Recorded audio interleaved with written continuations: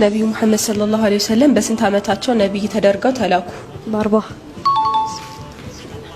ሁለተኛው ኸሊፋ ማን ይባላሉ? ዑመር። ቁርአን ስንት ምዕራፎች አሉት? እንግሊዘኛ ስንት ተነባቢ ፊደላት አሉት?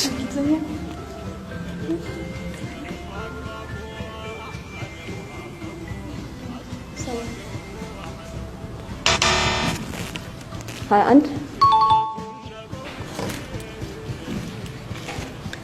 በኢትዮጵያ ውስጥ በእርከን ስራ የሚታወቀው አካባቢ ምን በመባል ይጠራል? ኮንሶ።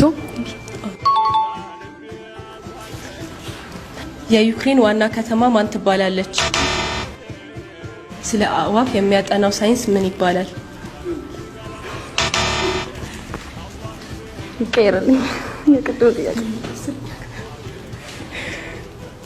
በዓለማችን ትልቁ በረሃ ማን ይባላል?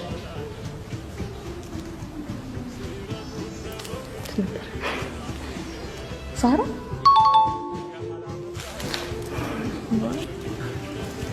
በፔሪዮዲክ ቴብል ላይ መጀመሪያ ላይ የሚገኘው ኤሌመንት ማን ይባላል? ሃይድሮጅን።